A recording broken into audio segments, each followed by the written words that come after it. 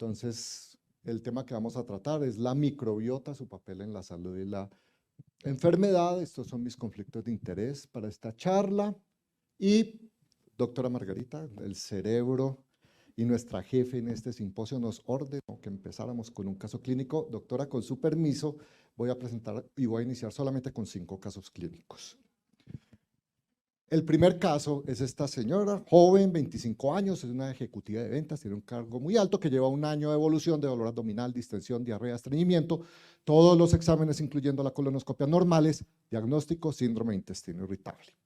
El segundo paciente es este señor de 53 años que lleva 3 meses con rectorragia, se le hace una colonoscopia, se le encuentra una masa en el colon sigmoides, la biopsia confirma adenocarcinoma de colon. El tercer caso es este señor, 45 años, obeso, índice de masa corporal de 35, dislipidémico, hipertenso, diabético tipo 2, llega a urgencias con un dolor torácico tipo anginoso y se confirma un infarto agudo de miocardio y es trasladado a la unidad de cuidado intensivo. El cuarto caso, que es este señor de 35 años, es contador, hace un año viene con episodios de tristeza, un poco de ansiedad, irritabilidad, en el último mes incluso con ideas suicidas, lo ve el psiquiatra y dice esto es un síndrome depresivo mayor. Y el último caso es una señora de 50 años que consulta urgencias por alteración del estado de conciencia, hematemesis, como antecedente de importancia solamente se toma media botella de aguardiente. En los últimos 15 años, la ecografía que se le hace en urgencias muestra un hígado cirrótico y la endoscopia muestra estas varices esofágicas con sangrado. Entonces el respetable auditorio dirá, pero estos 5 casos, ¿será que tienen algo en común? Y la mejor respuesta nos la da Hipócrates, que en el siglo IV a.C. nos dijo, todas las enfermedades comienzan en el intestino. Yo espero que al final de la charla ustedes estén de acuerdo con Hipócrates. Un par de datos históricos adicionales. El doctor Ilya Mechnikov, a finales del siglo XIX, dijo que habían unas bacterias que si nosotros no las ingeríamos en cantidad y por el tiempo suficientes, nos iba a traer beneficio para la microbiota intestinal, para la flora bacteriana, hablaba en esa época, y que además esto iba a ser benéfico para la salud. Ese es el primer concepto de lo que son los probióticos. Y en 1917, en plena Primera Guerra Mundial, guerra también conocida como la Guerra de las Trincheras, de un grupo de soldados alemanes que estaban en las trincheras, les dio a todos disentería por Shigella, menos a uno. Y el doctor Alfred Nisle, que ya estaba estudiando estas cuestiones de tratar bacterias con bacterias, le aisló a este soldado una Escherichia coli y se comprobó que esta E. coli era la que estaba protegiendo a este soldado de la Shigella, porque esta E. coli tenía actividad antibacteriana contra la Shigella. Esta E. coli fue llamada E. coli Nisle por el doctor Alfred y 1917 porque fue el año en que se aisló y hoy en día lo tenemos como un probiótico que es la E. coli Nisle 1917 y se usa para el mantenimiento de la remisión de la colitis ulcerativa. Bueno, ahora sí entremos de pleno a hablar qué pasa con nuestra microbiota, qué pasa, para qué sirve la microbiota y cómo contribuye a nuestra salud. Nuestra microbiota juega un rol fundamental para que esos miles de millones de antígenos externos y extraños para nuestro organismo no generen una respuesta inflamatoria y nuestro sistema inmunointestinal no responda activando respuestas inflamatorias contra ellos. ¿Cómo hace esto la microbiota o cómo nos ayuda la microbiota a esto? Aquí tenemos, aquí arriba ven la microbiota, el moco, el epitelio intestinal y abajo la lámina propia con nuestro sistema inmune innato y adquirido. La presencia de una microbiota favorece que las células dendríticas y los neutrófilos produzcan interleuquina 10 y factor de necrosis, factor de crecimiento transformante beta, que sabemos son inmunomoduladores, o sea, disminuyen la respuesta inflamatoria. Gracias a estas 2 citoquinas, los linfocitos T inmaduros que están ahí esperando a ver en qué se convierte, se van a volver linfocitos T reguladores que van a decir quietos, aquí no hay que armar ningún tipo de respuesta inflamatoria. Además, nuestra microbiota produce muchas sustancias, entre ellas ácidos grasos de cadena corta, que ahorita vamos a hablar más de ellos, y estos ácidos grasos de cadena corta también estimulan a los linfocitos T a que se conviertan en el fenotipo regulador y por ende mantengan inmunomodulación y no haya inflamación ante los antígenos, por ejemplo, de la dieta. Esta es la parte protectora de inflamación. Pero ¿qué pasa cuando nosotros ingerimos un patógeno? ¿Qué pasa si nos comemos y nos ingresa a nuestro tracto gastrointestinal una salmonela? Nuestra microbiota también es uno de los primeros factores de protección. Ella va a competir, la microbiota, por los nutrientes, le quita la comida a la salmonela y la va a deprivar de su sustrato para el metabolismo. Por otro lado, nuestra microbiota estimula a las células del epitelio intestinal para que produzcan péptidos antimicrobianos naturales y la misma microbiota produce bacteriocinas que son antibióticos naturales. Adicionalmente, la presencia de una microbiota saludable produce un reforzamiento de las uniones intercelulares estrechas. Con esto, la barrera epitelial se refuerza y disminuye la posibilidad de que estas bacterias nos invadan. Además, la microbiota también entra en contacto con nuestro sistema inmune innato. El sistema inmune innato va a hablar con el sistema inmune adquirido, que son básicamente las poblaciones linfoides T y B, y con esto se va a atacar a los patógenos. O sea, en este caso, y también en una parte muy importante, gracias a nuestra microbiota, ya se va a formar una respuesta activa inflamatoria que la necesita nuestro organismo para poder atacar a este patógeno. Pero nuestra microbiota no solo sirve para proteger de inflamación o inflamar cuando hay que inflamar. También hay una serie de procesos metabólicos fuera del intestino que son ampliamente regulados por la presencia de la microbiota. Arriba ven ustedes lo que nosotros comemos, bien sean fibra, bien sean aminoácidos, grasas. Esto va a entrar en contacto en el intestino con nuestra microbiota y según lo que nosotros estemos ingiriendo y según nuestra microbiota, la que tengamos, se van a producir diferentes moléculas que en últimas va a actuar en muchos procesos metabólicos fisiológicos, por ejemplo, estimulando el apetito o por el contrario, estimulando la saciedad, favoreciendo que nuestro organismo empiece a acumular energía y por ende aumentar de peso y acumular más tejido adiposo, o por el contrario, a gastar más energía, menos tejido adiposo y ser una persona delgada. Adicionalmente, también influye en muchos procesos del comportamiento y de las emociones. Pero el intestino y su microbiota y su tejido inmunológico no están allá aislados, están en una muy estrecha relación con el cerebro y se habla entonces del eje cerebro-intestino, que es bidireccional. Ellos se comunican, el cerebro con el intestino con el cerebro, pero hay un intermediario fundamental en esta comunicación que es la microbiota. Aquí ustedes pueden observar, allá a la derecha están nuestros plejos nerviosos entéricos, vean los axones cómo llegan y están en muy estrecho contacto con el epitelio, con las células neuroendocrinas de nuestro epitelio y por ende también con la microbiota y todo lo que sucede en este microambiente. Estas células de nuestro sistema nervioso entérico van a estar comunicadas también muy estrechamente con las terminaciones del nervio vago y del nervio espinal, que ustedes lo ven hacia la derecha, y obviamente por estas vías nerviosas viajan estímulos al sistema nervioso central. Bueno, ya vimos qué es lo normal. ¿Qué pasa con algunas patologías? ¿Cómo es esto de la disbiosis, o sea, de la alteración de la microbiota, bien sea en composición o en número, con respecto a algunas enfermedades? Y aquí hago la aclaración, voy a hablar de muy pocas enfermedades porque el número de enfermedades asociadas a disbiosis es inmenso. Síndrome de intestino irritable, ya hemos hablado en este simposio de ello. Aquí les quiero mostrar este estudio de la composición de la microbiota entre un grupo de personas con colon irritable y un grupo de personas sanas que no tenían colon irritable y se observaron varias diferencias. Cuando ustedes ven las flechitas hacia arriba, significa que estas poblaciones bacterianas estaban en mucha mayor concentración en el grupo de colon irritable. Entonces, Firmicutes, Dorea, Clostridium y todos los demás que ustedes ven, mayor cantidad en colon irritable. Mientras que las bacterias que tienen las flechitas hacia abajo, como por ejemplo Fecalibacterium promnitzi, bifidobacterias, las que vemos aquí a la derecha, Bacteroidetes y todas las demás, estaban en muy pequeña cantidad en las personas con colon irritable versus los controles sanos. Esto nos demuestra que la estructura de la microbiota de una persona con síndrome de intestino irritable es absolutamente diferente a una persona que no tenga colon irritable. Otra de las enfermedades asociadas con alteraciones en la microbiota es la enfermedad inflamatoria intestinal. Es multifactorial, todavía no sabemos qué la producen, pero sí sabemos que son muchos los factores que están influenciando en su presencia. Aquí ven, la microbiota es uno de esos factores. A la izquierda vemos una barrera intestinal normal, aquí a la derecha una barrera intestinal totalmente afectada, muy permeable en una persona que tiene síndrome de intestino irritable. Al estar esta barrera afectada, van ustedes a observar la presencia de bacterias, componentes bacterianos, lipopolisacáridos de las paredes bacterianas, patrones moleculares asociados a patógenos que van a penetrar por esta barrera que se vuelve un colador, se vuelve muy permeable, y al entrar todos estos componentes a la lámina propia van a desencadenar una reacción inflamatoria que se va a traducir como enfermedad inflamatoria intestinal.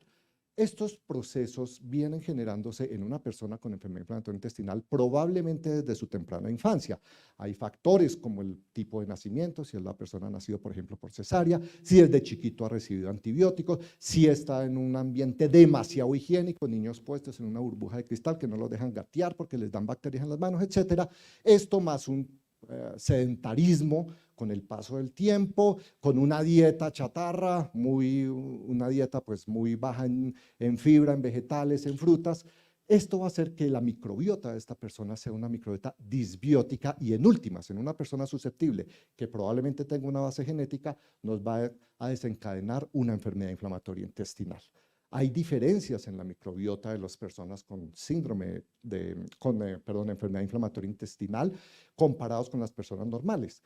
A la izquierda vemos lo que está aumentado en los pacientes que tienen colitis ulcerativa o Crohn. Ellos tienen más número de bacterias y tienen muchas bacterias con capacidades enteroadherentes y enteroinvasivas que van a facilitar la penetración de estas bacterias hacia la lámina propia.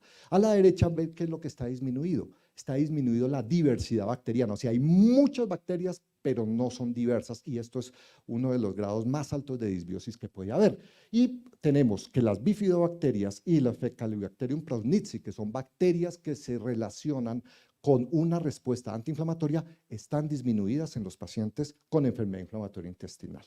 Pasemos a otra patología aparentemente lejos del intestino, pero realmente muy cerca del intestino, que son los problemas alérgicos. Aquí ven una célula dendrítica en azul, arriba está nuestra microbiota, esto es en el intestino. Si tenemos una microbiota entre comillas buena, entre comillas saludable, que es la que está a la izquierda, esta célula dendrítica cuando entra en contacto con un alergeno de la comida, gracias a esta microbiota saludable, va a estimular a los linfocitos inmaduros para que se vuelvan en linfocitos reguladores que, como ya les había mencionado, son inmunosupresores. Por el contrario, si tenemos disbiosis, una microbiota entre comillas mala o anormal, esta célula dendrítica al estar en contacto con el alergeno va por el contrario a decirle al linfocito que se vuelva un linfocito Th2, estos son proinflamatorios, van a estimularse a los linfocitos B para que se vuelvan plasmocitos, los plasmocitos B van a generar inmunoglobulina E, la inmunoglobulina E se va a pegarse al mastocito, que lo ven allá abajo a la izquierda, y este mastocito va a desencadenar todos estos mediadores de inflamación y péptidos vasoactivos que van a caracterizar la respuesta clínica de la alergia. Hay estudios en humanos y en roedores que han demostrado asociación, porque aquí no podemos hablar de causa-efecto, sino de asociación entre alergias cutáneas, entre problemas inflamatorios alérgicos de las vías respiratorias y alergias a alimentos. Pasando a uno de los temas que ya se mencionaron aquí en este simposio, enfermedades del hígado y la microbiota. Aquí en la izquierda ven a una mujer joven, delgadita, que come muy saludable y que probablemente hace ejercicio. Esta señora, esta jovencita, tiene una barrera epitelial intestinal muy sana que no va a permitir que péptidos bacterianos entren en exceso contacto con el hígado. A la derecha vemos el típico ejemplo de la persona que come mucha comida chatarra, que es sedentaria, no hace ejercicio, es obesa, probablemente tiene dislipidemia. Esta persona además tiene disbiosis. Este grupo etario de personas se sabe que tiene una microbiota disbiótica. Esa disbiosis favorece, aquí a la derecha lo vemos, una capa de moco alterada, unas uniones intercelulares epiteliales defectuosas, o sea, una barrera intestinal muy permeable, y esto va a hacer que junto con unas bacterias no tan amigables, por eso hablamos de disbiosis, todos los componentes de estas bacterias, especialmente lipopolisacáridos, van a penetrar en nuestra barrera intestinal, llegan al tejido y por vía venosa terminan llegando vía porta al hígado, y en el hígado se va a desencadenar una respuesta inflamatoria. Esta respuesta inflamatoria crónicamente va a llegar a inflamación, esteatohepatitis, activación de las células estrelladas, fibrosis y cirrosis. En las personas que toman alcohol crónicamente pasa algo muy similar. Hay disbiosis, hay mala alimentación, la barrera intestinal está muy afectada y los lipopolisacáridos y los patrones moleculares asociados a patógenos van a penetrar en forma muy aumentada hacia nuestra circulación porta, hacia el hígado, más la acción directa del etanol sobre las células estrelladas y sobre los hepatocitos. Todo esto va a causar inflamación, inflamación crónica, fibrosis y por último cirrosis y las complicaciones de hipertensión portal. Una de las enfermedades que más se ha asociado a la microbiota alterada es la obesidad. Aquí este estudio muestra y fue hecho con mujeres gemelas, pero con un fenotipo discordante por obesidad. Estas dos señoras que ustedes ven arriba son gemelas, pero la de la izquierda es flaquita y la derecha tiene obesidad mórbida.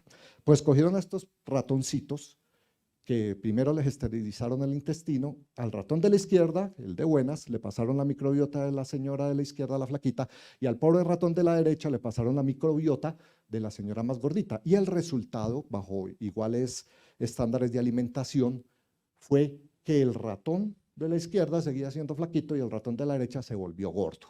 Entonces podríamos hablar casi de que la obesidad podría ser una enfermedad fecalmente transmitida. Miren aquí lo que pasa en los obesos. Simplemente hay bacterias estructuras bacterianas que están más aumentadas en los obesos y otras están disminuidas. Todo esto lo que se va a reflejar es en un aumento en el acúmulo de grasa en el organismo. No se gasta la energía, se acumula la energía, hay aumento en la generación de tejido adiposo. Además hay inflamación, no solo en el tejido adiposo, sino inflamación sistémica, y esto puede traer una serie de consecuencias que ya sabemos lo que pasa en los pacientes obesos. Con respecto a la microbiota y el cáncer, y específicamente el cáncer colorectal, hay asociación entre cáncer colorectal y la presencia de algunas bacterias que pueden estar colonizando nuestro epitelio colónico, como el Fusobacterium nucleatum, algunas Escherichia colis productoras de una toxina que puede ser carcinogénica, que es la colibactina, el Streptococcus galloliticum, que era el que antes se llamaba Streptococcus bovis. Se considera que, esto es hipotético, esto todavía no es, tampoco es causa-efecto, pero se considera que la colonización crónica por este tipo de bacterias, y muchas de ellas forman un biofilm sobre la mucosa, lo cual hace que el sistema inmune no los pueda atacar y no las pueda eliminar. La presencia de estas bacterias van a generar dos cosas. Uno, carcinógenos como la colibactina que puedan actuar en el DNA, alterar los mecanismos de reparación del DNA y generar un riesgo de carcinogénesis. O por otro lado, la respuesta inflamatoria crónica de bajo grado que generan estas bacterias. Esa respuesta inflamatoria también va a afectar el DNA de la célula epitelial del colonocito y puede terminar en un proceso de carcinogénesis. La diabetes tipo 2, la enfermedad cardiovascular. Estas enfermedades también se han visto relacionadas con disbiosis en estos pacientes. Se caracterizan por tener microbiotas especialmente proteolíticas, porque son personas que comen más proteínas, menos fibra. Se generan muchos metabolitos que con el paso del tiempo pueden ser tóxicos para el organismo. Uno de los más estudiados es la trimetilamina, TMA, la ven ustedes ahí en la mitad, y esta trimetilamina ya se considera un marcador de enfermedad endotelial con riesgo de aterogénesis. Habíamos hablado del eje cerebro-intestino-microbiota. Las alteraciones de este eje cerebro-intestino y microbiota pueden asociarse a enfermedades neurológicas y a enfermedades mentales. Aquí a la derecha observa el cerebro y unos circulitos blancos. Estos circulitos blancos son áreas cuyo funcionamiento puede variar según la microbiota que uno tiene.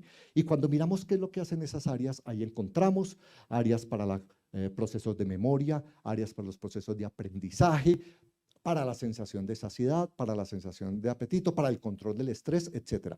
¿Esto qué nos dice? Que las alteraciones en la microbiota pueden alterar áreas que son muy importantes para nuestro comportamiento. Por eso, se ha asociado una disbiosis y por ende una alteración del eje cerebro-intestino-microbiota en enfermedades neurológicas y enfermedades mentales como autismo, depresión, ansiedad, desórdenes de la alimentación, adicción, enfermedad de Parkinson, riesgo para accidente cerebrovascular y el síndrome de intestino irritable, que aunque no es directamente aquí arriba, sí es considerado hoy en día un típico ejemplo de enfermedad por trastorno del eje cerebro-intestino-microbiota. Bueno, ¿y cuáles son las implicaciones terapéuticas de todo esto que estamos mencionando acá? Pues resulta que nosotros, cuando le decimos a un paciente que haga ejercicio, que coma saludable, que no sea sedentario, que no fume, que no abuse del alcohol, estamos actuando sobre la microbiota de estos pacientes. Estos son medidas no farmacológicas. Cuando les damos frutas, verduras, estamos dándole prebióticos, porque ahí viene la fibra sobre la cual la flora, la microbiota intestinal va a actuar y nos va a generar unos metabolitos que son muy saludables para, en general, los procesos metabólicos, como los ácidos grasos de cadena corta, por ejemplo. También podemos dar medicamentos, como son los prebióticos, y pues el ejemplo más grande que tenemos hasta el momento de manipulación de la microbiota es el trasplante de microbiota fecal, que es indicado en las personas que tienen infecciones resistentes y refractarias por el Clostridioides difficile. Cuando le decimos a una persona que haga ejercicio y que coma saludable, ¿qué es lo que estamos generando? Ustedes ven aquí que al final, o en la mitad, perdón, estamos generando ácidos grasos de cadena corta. ¿Por qué? Porque la microbiota de esta persona es una microbiota que favorece la digestión de polisacáridos y de fibra, y los ácidos grasos de cadena corta vienen de la digestión de esta fibra. Y estos ácidos de cadena corta al final, lo vamos a ver, va a redundar en disminución de los niveles séricos de glucosa, mayor sensibilidad a la insulina, mayor gasto energético, menos acumulación de tejido adiposo. Lo contrario pasa en la persona que come comida chatarra y que es sedentaria y de pronto que también abusa, etcétera.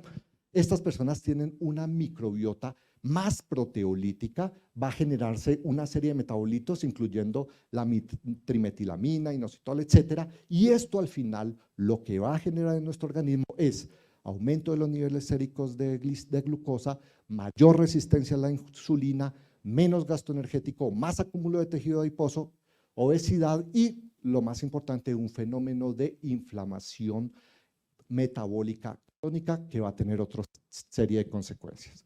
¿Cuáles son las implicaciones futuras? Pues resulta que una de las cosas que se han estudiado, pero esto solo en ratones, es modificar un probiótico, modificar el DNA a una bacteria y luego dárselo a un ratón. Entonces, han cogido ratones obesos, les dan algunas bacterias en las cuales, por modificación de sus genes, estas bacterias producen una mayor cantidad de factores anorexígenos. Luego, estas bacterias modificadas se le dan por sondita nasogástrica al ratoncito y se ha visto que estos ratones bajan de peso porque disminuyen la ingesta de alimentos. A otros ratones les han dado lactobacillus, ratoncitos con problemas de azúcar elevado en su sangre, les dan lactobacillus a los cuales les han modificado sus genes para que produzcan más péptidos similares al glucagón 1, y estos ratoncitos empiezan a mejorar más su glicemia. Esto es en ratones. Por otro lado, también se ha pensado en que se puedan generar medicamentos que ataquen cierta población de la microbiota que no es buena. Por ejemplo, un medicamento que actuara sobre las bacterias productoras de trimetilamina, que como les dije es lo que daña el endotelio a largo plazo, es algo teórico. El usar fagos, o sea, virus que infectan a bacterias para que este virus vaya a nuestra microbiota y le altere el DNA, bien sea para eliminar algunas bacterias dañinas o para estimular el crecimiento y la producción de los factores benéficos de la microbiota saludable.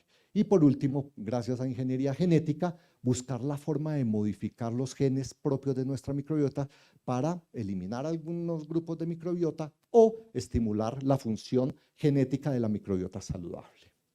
Como conclusiones, podríamos decir, la microbiota es fundamental para que vivamos, es un órgano más que tenemos. Muchas enfermedades se asocian a disbiosis, con hábitos saludables de vida que lo conocemos desde hace siglos. Hacemos un manejo y unos cambios que son benéficos para la salud por estos cambios benéficos en la microbiota.